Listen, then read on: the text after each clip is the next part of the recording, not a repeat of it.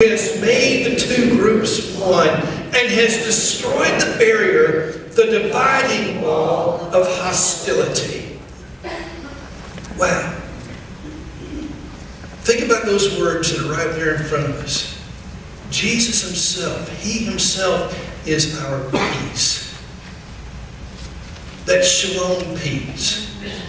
That peace that's far more than just stopping violence. It's that perfect peace, that peace that only Jesus, the Prince of Peace, gives. We ought to make him the center of our lives. We ought to make him the center of our existence. All decisions we make, we ought to make on he himself who is our peace. I mean, our lives ought to always be in orbit around him. When you drive down the street, you ought to pay attention to traffic. But when your mind sits still, it ought to run to Jesus. When you're about all your responsibilities in the house, you ought to finish them up.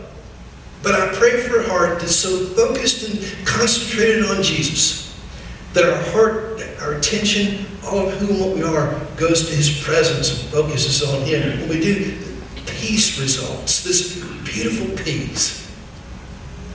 And that's an active peace. It's a dynamic peace. It's not some peace that sits still. It's not some laid-back tranquility that just is detached and doesn't care. If you want that, Buddhism is waiting for you out there. But it's a very active, vibrant peace. And forgive me for talking about feelings, but it's a peace that feels really good. And it's a peace that goes out and makes a difference. What kind of difference are you talking about? When it's a Jesus-focused peace, it destroys barriers. That tranquil, laid-back peace won't touch those barriers. It ignores them. But the Jesus peace goes to work in a beautiful way, breaking down those barriers, the dividing wall of hostility. I saw it happen in a parking lot at the celebration of a very terrible battle. The commemoration, I should say, of a very terrible battle between a bunch of 20-year-olds and a bunch of 90-year-olds. What I saw speaks of that beautiful, beautiful work of Jesus Christ. Man, what a great thing to see. We can see that same kind of peace of Jesus Christ make differences in our day-by-day kind of life and living, our day-by-day type of activity. I'm sorry that it's so dark again, but the Word of God's in front of us from 1 Peter. And Peter wrote, finally, all of you have unity of mind, sympathy, brotherly love, and a tender heart, and a humble mind. If we want to be people who live in that peace, we want to see the vibrant peace, that dynamic peace, that active peace, we ought to follow Simon Peter's advice. We ought to be people who live in unity, who have unity of mind and sympathy and brotherly love and a tender heart and a humble mind. And let's think about that. Have unity of mind. Have you ever been in a place where there's unity of mind? Have you? I'm hearing crickets right now. That's hard to do. That's hard to do. Our media actually entertains itself not by creating unity of mind, but by fostering disunity of mind. Our economics, our market is fixated on more disunity of mind. But God's Word says, no, have unity of mind. We ought to do that.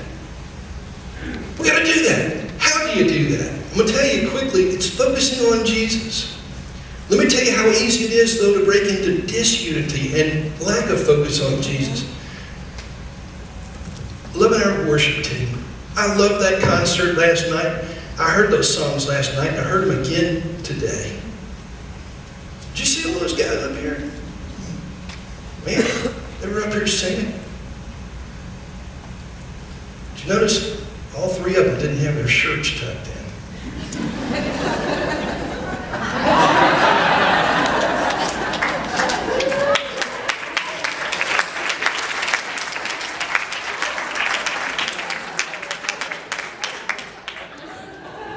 and now mine isn't. Get this. Don't write me a letter this week. I won't tuck in my shirt. Okay? Because there's some people that, and I know who you are.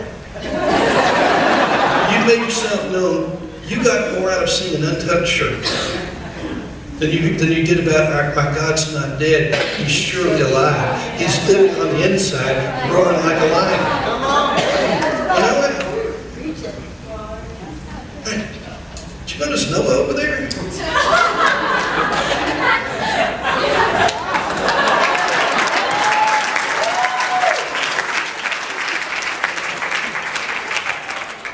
Man, he didn't even have his shoes on. Again, don't send me the email. Don't write me the letter. Okay? Don't lodge the complaint.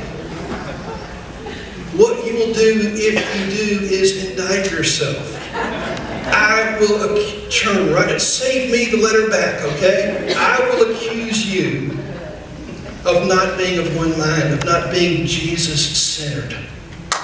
Okay?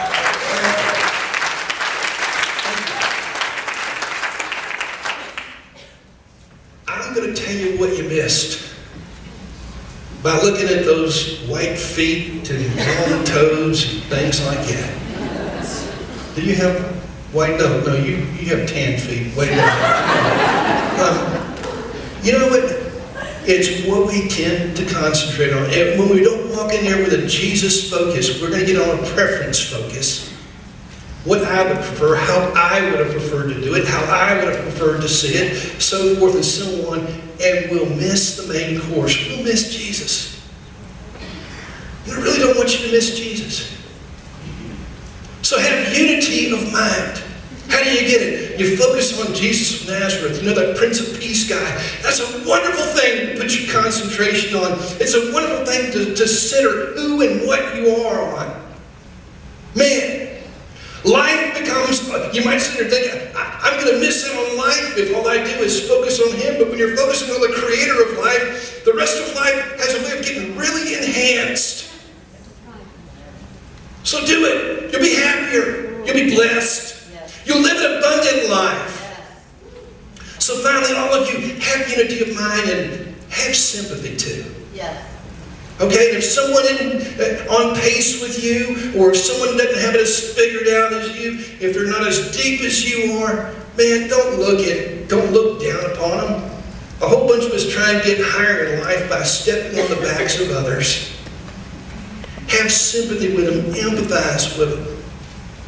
If I had all day, I'd tell you about some great conversations I had with some of those college students about how to get closer and closer to Jesus Christ. Didn't do that because I thought they were damnable lost sinners. Those conversations came in the Spirit's movement, and it came because my heart felt for them in a sympathy and an empathy. And listen, not only with sympathy, but all of you have brotherly love. Brotherly love.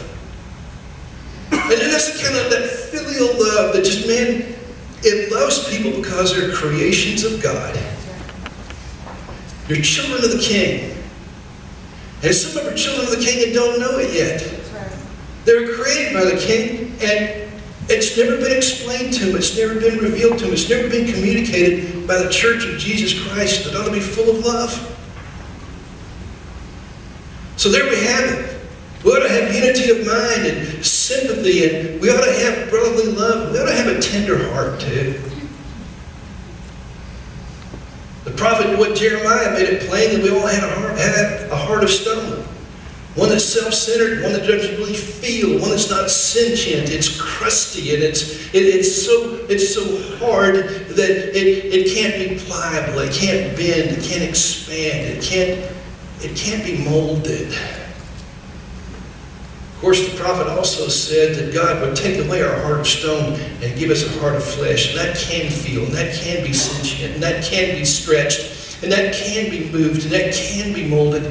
And church, is anyone's heart here so tender that it's perfect? I I look forward to the rest of my life living focused on Christ, knowing that my heart is going to get even more tenderized. And I hope you're doing the same thing too. You sit there and think, man, I think I've learned all there is to learn about the faith. I think I'll just kind of coast from here till kingdom come. Let me ask you to do this. Get your heart even more tenderized.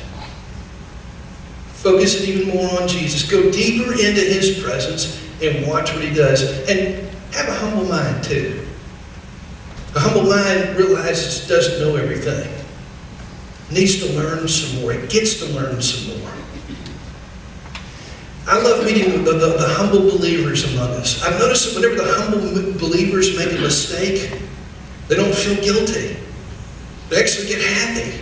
It means there's even more grace in Jesus Christ that I get to discover. The humility of their mind, the humility of their thoughts is something wonderful, is something beautiful to see. So there we have it. Have unity of mind, sympathy, brotherly love, a tender heart, and a humble mind. And who's supposed to have that? Yeah, it's the pastors, right? We're to be the experts on all that sort of stuff, and we don't model that. And if not us, but certainly the church leaders, the members of the council, and the Sunday school teachers, and the band members, and the ushers, they're the ones who are supposed to. Peter said, all of you. That means no one is exempt. Everyone's included. Everyone gets to have these things and strive toward these things. And he told this in a finality. I mean, that's where we get to commit our lives. That's the apex. That's the opus of the faith in Jesus Christ. It's essentially to have this Jesus-concentrated life in such a way that our hearts begin to change, and then we're like the Jesus that we've been worshiping. What a great thing. Take it in there for a landing. A few points. That says work toward unity. And I know it. Whenever I see disunity, I can spot that from 1,000 paces off. I can see it in everybody. And the fact that I concentrate on everybody else's contribution to disunity, guess what that makes me? It makes me a disunifier. And if you're that way, guess what? You're a disunifier too. And so if I'm a disunifier and you're a disunifier, let's cancel each other out and both decide to be unifiers. Work toward unity. And I do say work. It doesn't just happen. It doesn't happen if we just sing Kumbaya enough times. And it doesn't happen if we just hope for it all the time. We've got to work toward unity. Now, work toward unity in yourself, please. Have you ever met anyone who was disunified? You might sit there and say, I'm one person. How could I possibly be disunified? I think every one of us are disunified. Have you ever heard a person talk to themselves before? Maybe you talk to yourself at times. I do. Whenever I talk to myself, one part of me is talking to another part of me. Okay? And if you talk to yourself, or if you ever see people talk to themselves, you'll notice that they're communicating one part of themselves to another.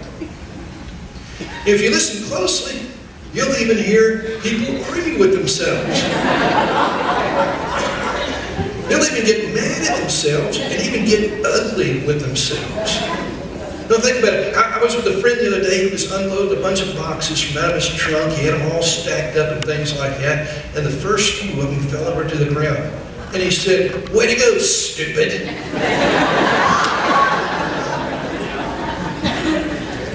And one side of himself, side A, was calling side B, the shortcut taker side of himself, something ugly and less than intelligent.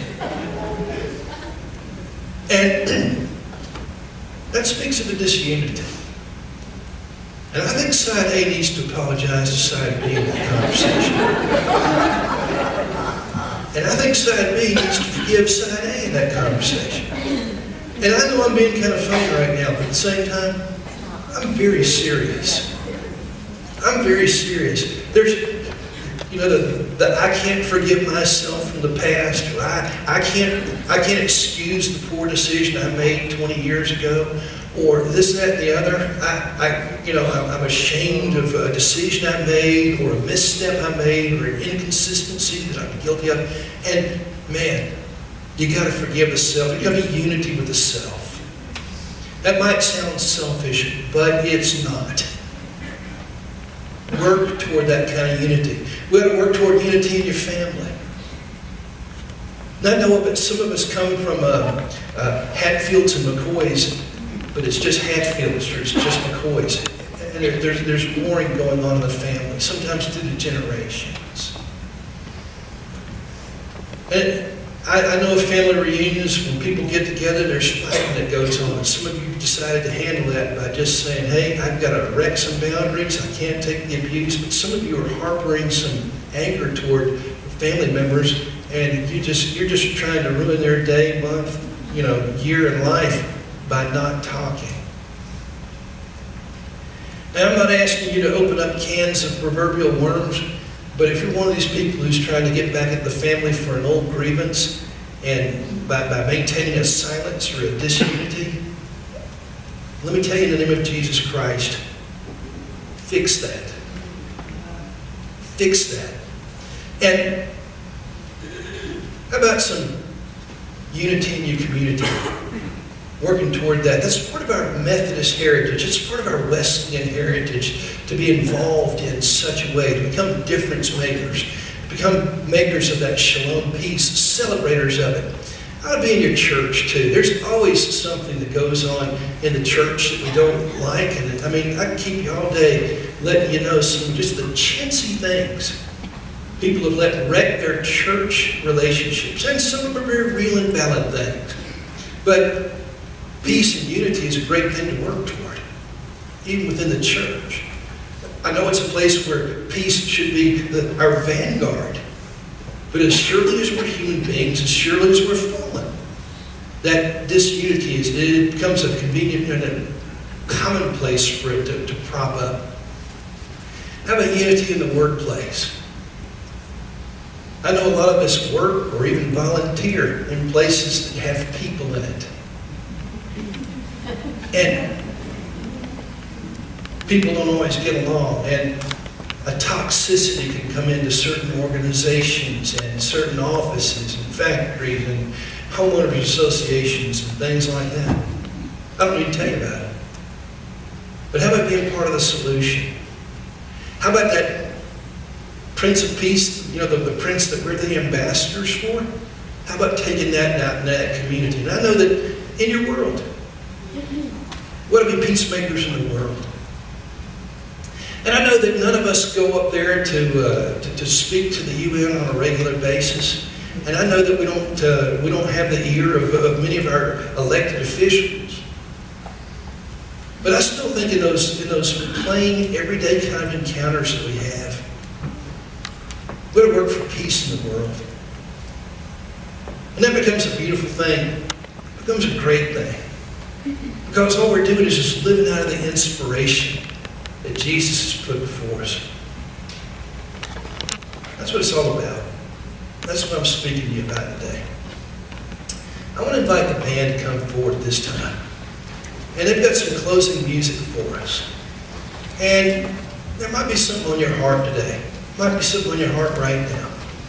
There might be some disunity within your own spirit. There might be some disunity in your family. There might be some disunity in your marriage. There might be some disunity in the workplace. There might be some disunity in a stone that I've left unturned. But there's an altar up here, an altar of prayer.